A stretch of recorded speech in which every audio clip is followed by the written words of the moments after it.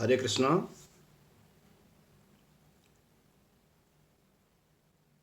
शक्ति स्वरूपा माताओं, बहनों, देवियों और देवतुल्य भाइयों, आज के वीडियो का प्रसंग भगवान के नाम के जप में हमारा मन कितना लगता है, इस विषय पर है।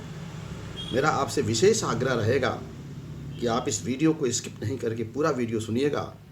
मेरा यह पूरा विश्वास है कि आपको इस संदर्भ में जो भी भ्रांतियाँ होंगी, उन भ्रांतियों को भगवत कृपा से दूर करने में मुझे सहायता मिलनी चाहिए, ऐसा मेरा इस दास का विश्वास है। आज मैं पार्क में मॉर्निंग वॉक कर रहा था, तो हमारे बहुत से ऐसे साथी जो वहाँ पर पार्क में टहलते हैं, हमें बड़े सम्मान और श्रद्धा के साथ गुरु जी कहते हैं। यद्यपि मैं गुरु नहीं हूँ, उनकी श्रद्धा है, उनका सम्मान है, हमें गुरु कहते हैं। उन्होंने कहा, एक हमारे मित्र हैं, रिटायर्ड हैं, अधिकारी हैं, उन्होंने कहा, गुरु जी बताइए कि आप माला जपते हैं, मैं देखता हूँ आपको, और माला जपने के साथ साथ मैं देख रहा हूँ कि आप लोगों से बात भी करते रहते हैं बीच बीच में, और आज मैं देख रहा हूँ कि आप मोबाइल पर कुछ देख भी रहे हैं और माला भी जप रहे हैं और चल भी रहे हैं। तो मन आपका इसमें नहीं लग रहा है, तो इस ऐसे भजन से क्या फ़ायदा? प्रश्न उनका बहुत जायज़ था, बहुत ही सार्थक था, और सामान्य जनमानस के बीच में इस प्रश्न का इसी प्रकार का संदेह भी होना चाहिए। तो मैंने सोचा कि आज इस उनको तो जो मुझे उत्तर देना था दिया भी, वो संतुष्ट भी हो गए। मैंने सोचा कि इस प्रश्न को, चूँकि जनसामान्य का प्रश्न है, तो जनसामान्य के बीच में सोशल मीडिया के माध्यम से, यूट्यूब के माध्यम से, इंस्टाग्राम के माध्यम से, फेसबुक के माध्यम से क्यों न लोगों को बताया जाए। और मेरा आग्रह रहेगा कि आप कमेंट भी इस पर करिएगा, जो भी आपकी इच्छा हो ज़रूर कमेंट करिएगा, लेकिन इतना ज़रूर अनुरोध करूँगा कि भाषाई मर्यादा और सामाजिक मर्यादा का ध्यान में रखते हुए आप जो भी कमेंट करेंगे मुझे स्वागत होगा, और मैं आपके उस कमेंट का उत्तर भी दूंगा। तो आइए अपनी बात पर हम लोग शुरू करते हैं। तो उनका प्रश्न था कि आप माला भी जप रहे हैं, माला भी जपते रहते हैं, बीच में से रुक करके लोगों से बातें भी करने लगते हैं जब कोई बात करता है तो, या आज मैं देख रहा हूँ कि आप मोबाइल पर कुछ देख भी रहे हैं। हमने कहा बिल्कुल सही कहा आपने। हमने कहा देखिए, भगवान के नाम का जप करने के लिए आपका मन का लगना जरूरी नहीं है। भगवान के नाम के जप में आपका लगना जरूरी है। आपका मन कहीं भाग रहा हो, जाने दीजिए उसको जहाँ जा रहा है। आप अपनी जुबान से, जिह्वा से भगवान के नाम का जप करिए, जिह्वा से जप करिए। नेत्र से मैं मोबाइल देख रहा था, मोबाइल देख रहे थे तो कोई बात नहीं, देखते रहिए, मोबाइल भी देख लीजिए। और पैरों से आप चल रहे हैं, मार्ग पर वॉकिंग कर रहे हैं तो वॉकिंग भी करते रहिए। यानी एक ही समय में हम 3 काम कर रहे हैं। यद्यपि यह कहा गया है कि किसी भी चीज़ में सफलता प्राप्त करने के लिए लक्ष्य निर्धारित होना चाहिए और एक ही काम एक समय में करना चाहिए, पूरा मन लगा कर। तो मैं बिल्कुल सहमत हूँ आपसे इससे, लेकिन जप के मामले में थोड़ा सा डिफरेंस है, थोड़ा सा भिन्न है। शास्त्र भी इस मामले में मर्यादा के अंदर आपको अनुमति देते हैं इस बात की कि आप अपना काम करते रहिए। महिलाएं अपने घर में काम करते रहें, किचन में काम करते रहें, झाड़ू लगाते रहें, बर्तन साफ करती रहें।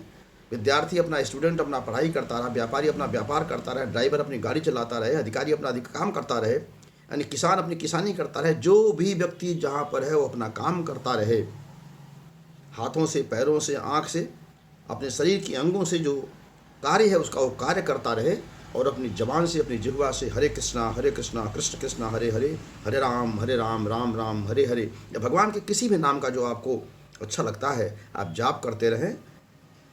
आपको पूरा फ़ायदा मिलेगा, पूरा फ़ायदा मिलेगा, 100% फ़ायदा मिलेगा आपको। तो प्रश्न उठता है कि अगर हम चलते हुए, नहाते हुए, अपवित्र अवस्था में, पवित्र अवस्था में, बर्तन साफ करते हुए, खाना खाते हुए, किसानी करते हुए, व्यापार करते हुए अगर हम नाम जप करके 100% प्राप्त कर सकते हैं, तो फिर हमें मंदिर जाने की क्या ज़रूरत है? हमें एक जगह बैठ करके करने की क्या ज़रूरत है? इसलिए ज़रूरत है कि किसी भी कार्य को करने के लिए 100% अगर आपका मन लगता है, 100% आप एक ही काम करते हैं, जिसको हम कहते हैं कि अचल भक्ति, तो आपको सफलता जल्दी मिलेगी।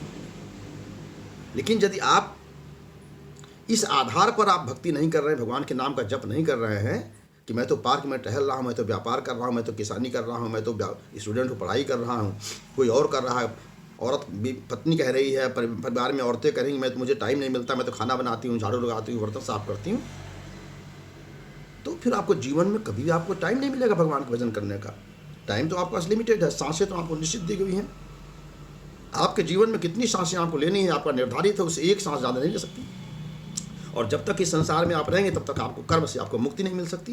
जैसा कि भगवान ने गीता में स्वयं कहा है कि एक क्षण भी कोई जीव बिना कर्म किए रह ही नहीं सकता।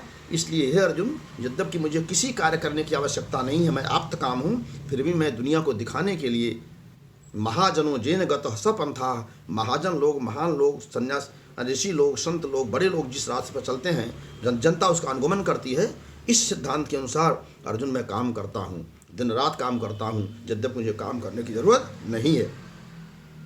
तो इस प्रकार से अगर इस सिद्धांत से अगर आप मानते हैं तो आपको इस जन्म में कभी एक क्षण भी नाम में नहीं मिलेगा आपको टाइम कि आप भगवान के नाम का जप कर सकें।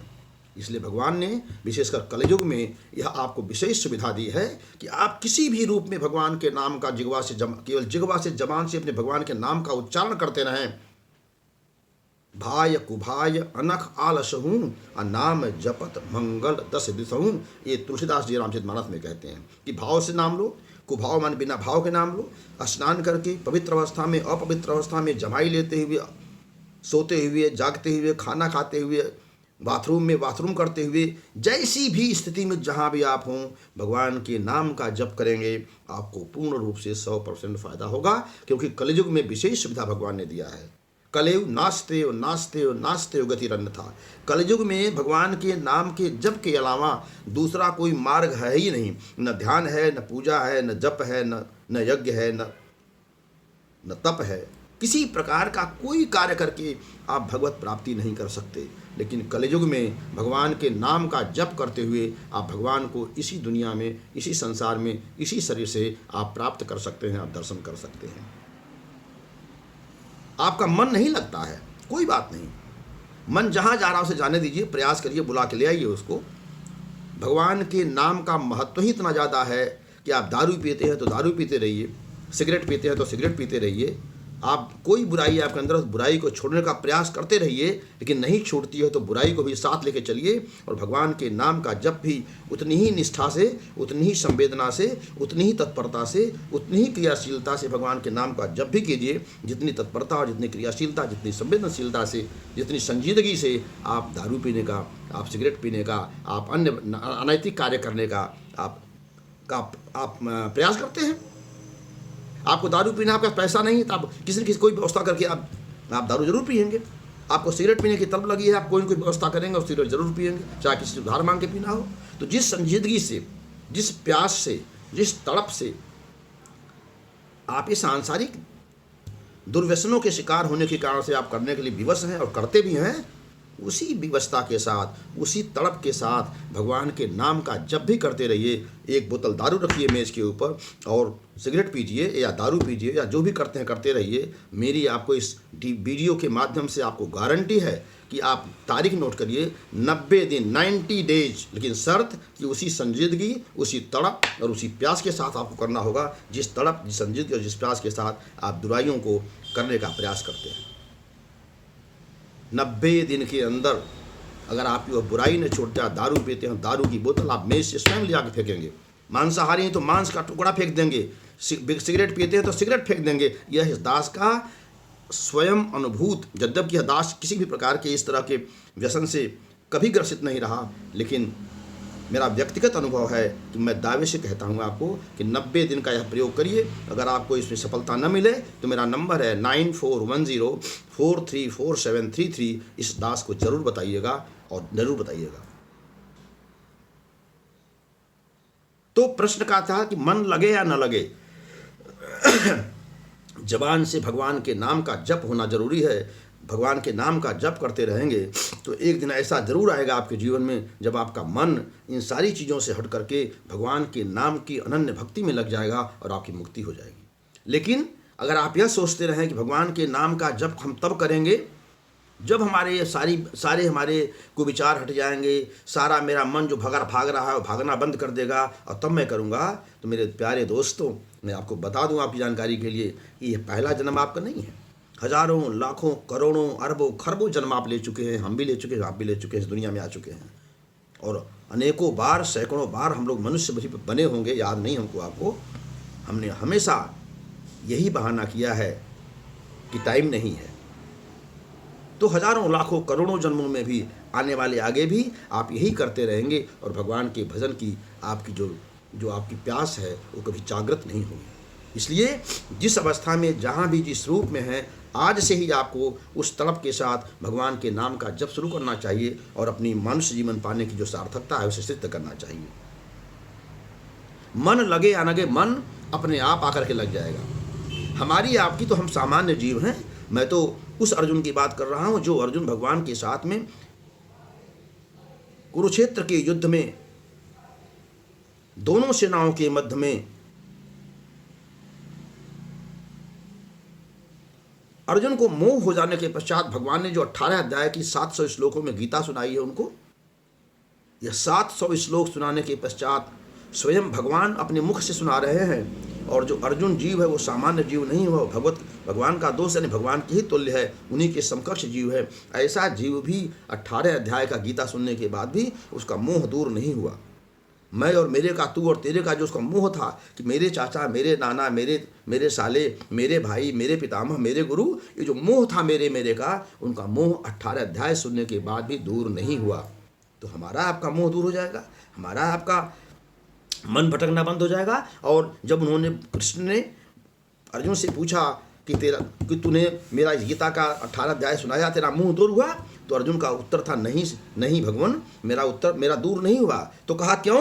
क्योंकि कहा मेरा मन बहुत चंचल है और ये चंचल मन कहीं और था और आप अध्याय सुना रहे थे, गीता का श्लोक सुना रहे थे और मैं अपने मन से कहीं और था, इसलिए मेरा मोह दूर नहीं हुआ। तो जब अर्जुन का मोह दूर नहीं हुआ, अर्जुन का मन चंचल था, एकाग्र नहीं हुआ, तो हमारा आपका मन कैसे एकाग्र होगा?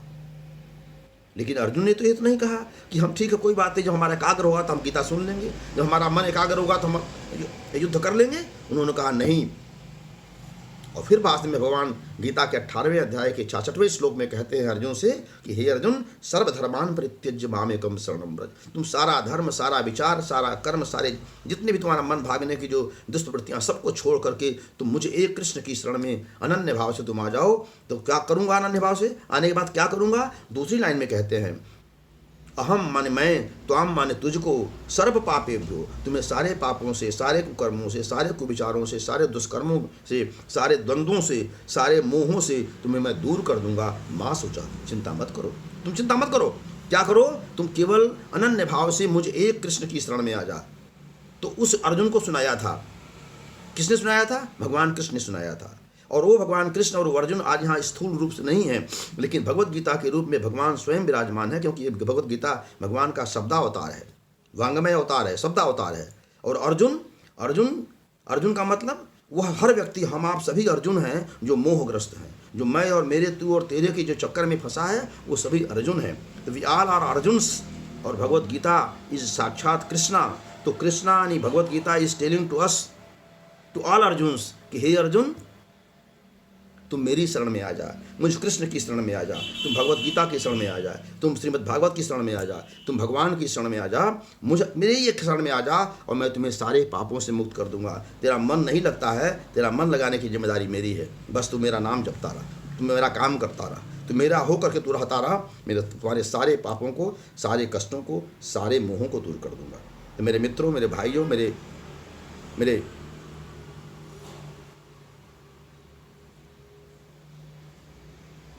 विद्वज्जन, मैं सिर्फ इतना ही कहना चाहता हूँ कि ये बहाने छोड़िए कि मन नहीं लगता।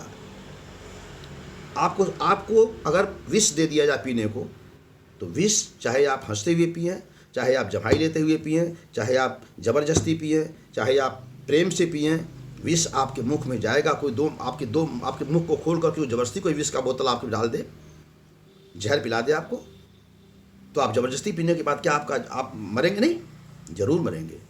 अमृत पिला दिया जाए तो अमर हो जाएंगे। आपको रसगुल्ला खिलाया जाए, जैसे ज़बरदस्ती खिला दिया जाए, या चाहे आप प्रेम से खाएं या अप्रेम से खाएं, रसगुल्ला खाएंगे तो उसकी मिठास का अनुभव आपको, उस आनंद का अनुभव आपको होगा।